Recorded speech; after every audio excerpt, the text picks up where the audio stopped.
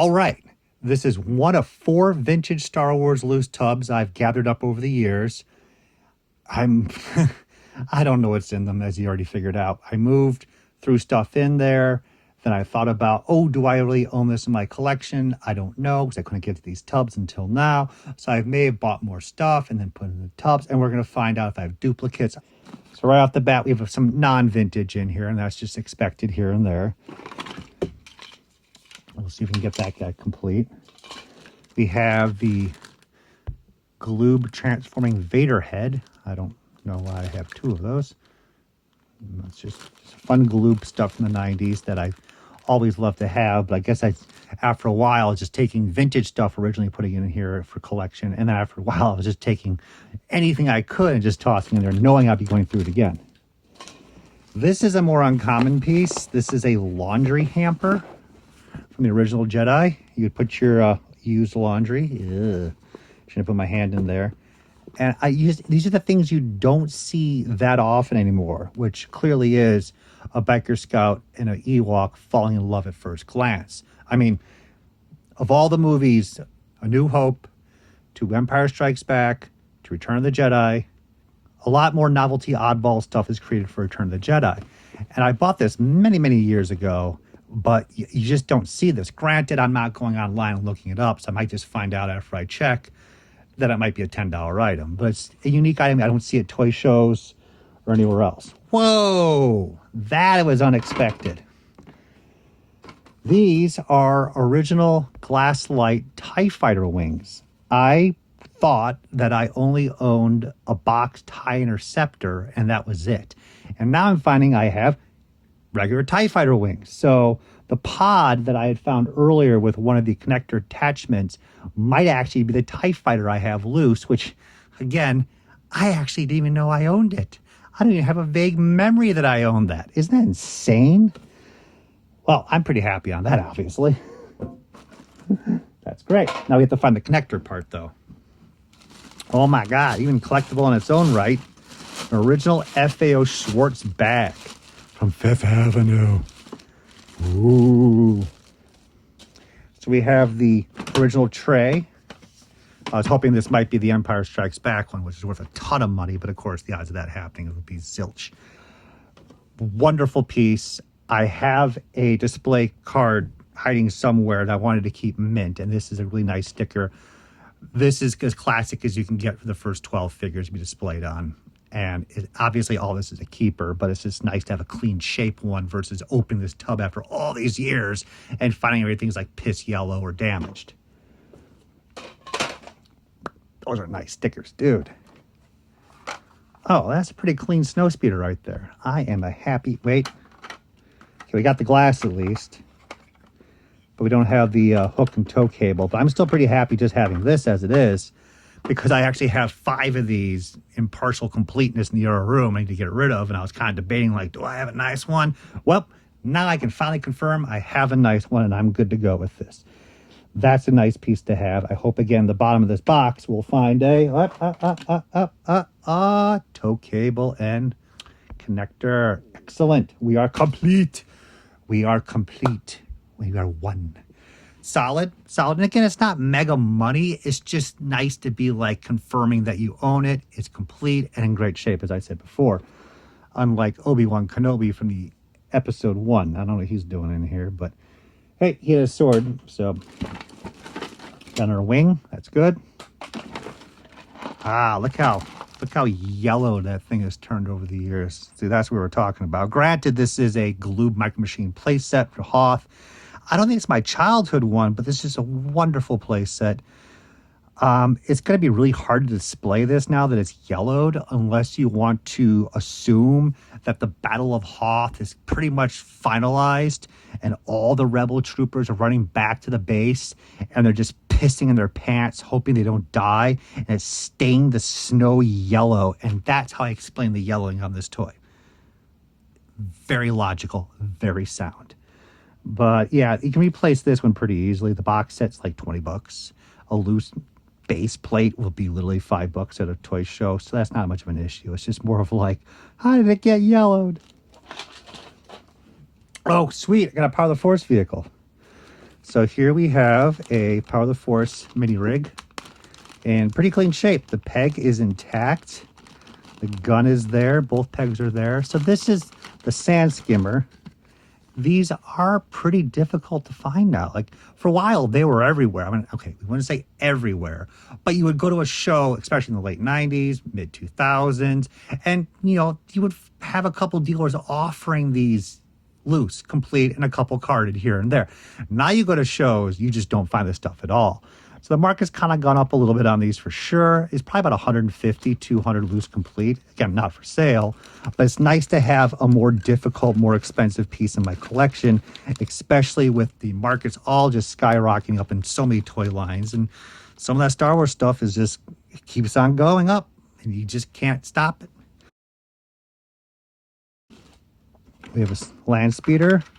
You can never escape the tinted glass with the land speeder. It's just, I'm very confident with the age, the plastics used. Even if you opened up a dead stock sealed one in the box, you're going to get yellowed. Still very nice. Obviously, the kid probably has some vision issues and was just probably cross-eyed and just, he just put them on and he thought it was right. This is a childhood attempt at an A-Wing to paint it pink. I can't really tell you the thought process behind why I chose pink, but I'm happy because it wasn't red like the regular one. That's probably where it came down to. But I clearly got partially there and then just went bleh, and then probably went for dinner. That is so weird but funky. That's cool. I knew I had a loose one of these kicking around, and it's nice to have it. She's about 25, 35 now. We have some more mini rigs. Okay, so we got nice stickers applied to this mini rig, the INT4, if I'm correct. Missing the main gun. Very nice. Stickers are really clean. So at least I was picking up stuff and keeping clean samples of them. These are just so unique and funky. It's the few times where Kenner had its own leeway to create Star Wars vehicles authorized by Lucas to an extent. And it was just a nice, unique aspect of buying these toys where it's like, that fits in the universe. I like that. They should utilize those in some of the, well, it's Disney. Let's not talk about that. More of the weirder ones for the mini rigs. I never understood this one too much, even as a kid. You just put two figures in it and they flop around like a carrier transport. And pretty much if you're utilizing this in battle, you are dead. They couldn't even give us a little canopy cover. Granted, it's been a while since I've handled these. I'm trying to remember what part it went there. Is it a little flip-up screen? Oh, excellent. We have the other peg. Oh, that's good. So I was worried about that because if you needed this peg and it's from Brazil only, you're going to spend many years looking for someone just with the extra peg. And then when you find it, it'll be pretty expensive. So that completes the TIE Fighter, but I have to find the box interceptor to see if all the parts are there too. It's like a robot Chewbacca. Remove his face. Show the truth. Well, that's pretty neat. I think this actually might be complete. And again, it's probably worth about $10. But it's one of those nice Galoob play sets. I never really got excited about the head play sets versus the actual play sets. I got the 3PO as a kid with the Cantina, and it was nice, but you wanted more, is all I can say. You wanted a basic play set for this transforming head concept, which was a little weird. Let's put it that way. Chewbacca kind of looks like he's been drugged out for a little bit. I mean, you are severing off his head to see a play set inside. I would guess I need a lot of more drugs myself if somebody was playing inside my head too. Oh, very nice. The suction cups break off really easy on this. Again, clean shape. I am proud of myself because there's some toy lines where I was just grabbing anything I could and, well, that was it. And it's beat up, trashed, and these are all nice. Yeah. And check this out. We have, this goes to the 12-inch Leia. This allows the hair to be put into its bun style. These are usually missing. Granted, many people don't really get excited about them anyways. And most people don't even know that they're needed for the doll to be complete, like the hair, comb, and mirror. So these are about $20 for the pair. A little uncommon. No one's crying for them, but you need them to complete the figure. And we have the Ice Planet Hoth battle set, and I need the actual platform, but I have all the parts, which is more important than anything else. So let's see what we got here. We have one of them. We have that piece, and I guess we'll find the rest later. We have a nice twin pod cloud car. It's surprising that of all the toys they made, I think they finally did make their own Hasbro version a couple of years ago. I have been way off the ball. But for the longest time, Kenner / Hasbro was not going to make the pod car. It's kind of crazy. They redid every other vehicle, updated versions and everything. And the cloud car, they're like, nah. I got to check in. I think there's a vintage collection piece. I wonder how much cooler it is than the original one. But this is still such a strange and unique looking ship that just doesn't make sense, but you can't help to keep staring at it because it's just so funky. But it's nice to have a clean one. The canopies are in tight clasps. There are times where they just flop down. Probably about 35, 40. You have little miniature figure. And this is from, oh my God, it's been so long. This is a little Death Star toy that can fire paper TIE fighter out of it.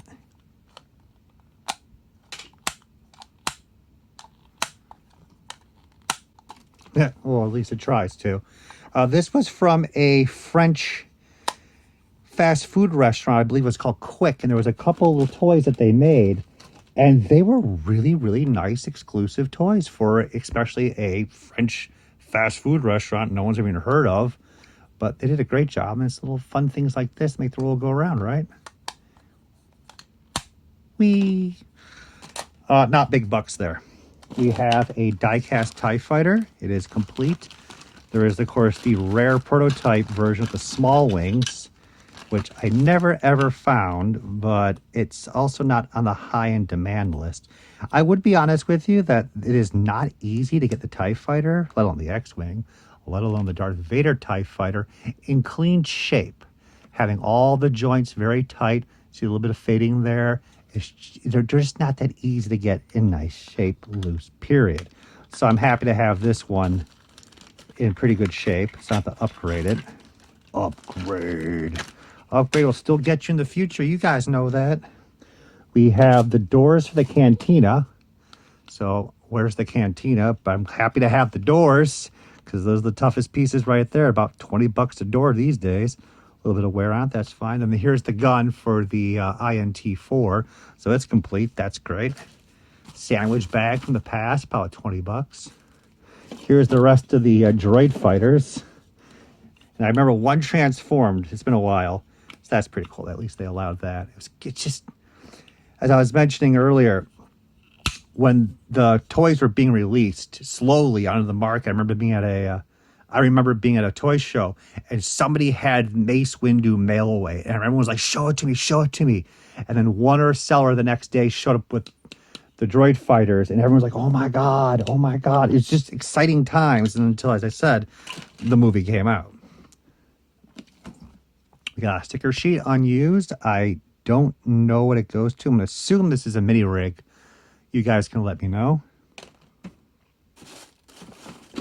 We have the MLC3 mini rig with a little canopy. Clips usually break on that. Great stickers. Very nice. Not yellowing. So about 2025. So it's kind of funky. Like the Empire ones are a little more loosey-goosey. As I was mentioning earlier, some are really nice, but overall they're kind of strange. And then we get the Jedi mini rigs. Those are more aesthetically like the Star Wars universe. Granted, the INT4, the flying little gray ship, that one looks great. This one is kind of funky, but it still fits kind of, but the INT4 is perfect. But the Hoth vehicles like these are just weird. Bespin Gantry set. Missing the rest of it. Maybe it's here. We have a Jabba set. So that's pretty good. We got this piece now for the Jabba set is like 20, 25 bucks. Is that crazy? But they're all drying up and everybody needs those parts and pieces. Jabba set's about 135 loose complete. Let's hope I have a Jabba in her box. I mean, that's how it's going to be. Like a lot of this is going to be messed up and crossing between different boxes and tubs. A-Wing pilot from Power of the Force 2 for the... Yes, I did keep one. here is an original A-Wing from Droids. Ah, man, this thing is cool as hell. I mean, I'm so happy they did make this. Got a battery cover in there. Well, it just popped out. I hope the legs work. Hey, a little bit of damage on this one. The legs usually do break, so I'll take a look at that later. Maybe it's just a disconnect from the peg. But yeah, this is in pretty nice shape. It's not yellowing. Stickers need to be a little bit of love. Market went down. Market went up on this piece. Probably about like, I'm guessing $350 now, loose complete. And if it works, I don't think the battery corrosion's there. But yeah, it's difficult it's crazy difficult. It always has been. But when that reissue of the Tatooine Skiff came out from Power of the Force 2, and then the A-Wing reissue came out, where again, they just like to kill the value of the market, don't they? But the whole vintage market dropped heavily, and it has been crawling back up. And I would love to get a boxed one, but at this point, I missed that boat, I believe. That thing is probably well past $1,000 for a box opened one now. But it's still nice just to have a loose one found. And I didn't like have a warped memory that I had one and I sold it previously. But here it is. What else we got? Okay, we got a pop-up book. Ooh, I do love all this funky novelty pop-up book. Just all of it's just fascinating. I love this stuff. And that's just nice. A lot of heart went into that. Oh, I think this one's trashed. Oh, okay, not completely trashed. I get you. And these could interact with the action figures if you think about it. This part, yeah, I think there was more to that. But I don't know where it is now. But yeah, that would have been, absolutely should have been advertised to go with your action figures as like a little mini play set. Was sold much, much better. So here we have more parts and pieces, picture pages. Here's the rest of the gantry. And funny enough, I did find the little piece here that's like a $15 accessory, like a little antenna prong. I just put it up on eBay, so I'm probably going to have to pull that so I can keep it, so I can have a loose complete set, unless I find a part somewhere else. Oh my gosh. So this is I believe this is the Action Fleet Galoob landing craft. This is very difficult to get. A little Chewbacca in there, which doesn't make any sense whatsoever. So if I'm correct, this is an extremely difficult to get landing craft from episode 1. The final series of the Action Fleet from episode 1 are very expensive. And this piece could be, if I'm correct, I know it's been a long time. So either it's going to be the rare one or the common one. So Alex, in the future, let me know how messed up I am, because it's been a while. And to wrap up this evil, I was very happy to find this in there with the skull. The skull is usually missing. I don't know if I can get it out. So I have the correct drum. Now, if you find a drum with the gray top, that is the Robin Hood version.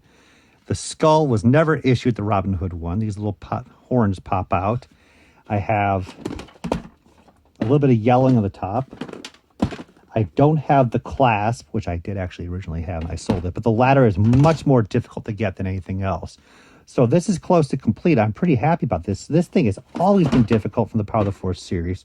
Granted, for a number of years, there were sealed ones flopping around for $500 to $600 each, not like gradable, AF-75, AFA-80, but they were out there at the shows. You would always bump into this stuff. And then now, as I was mentioning earlier, all this stuff is completely dried up.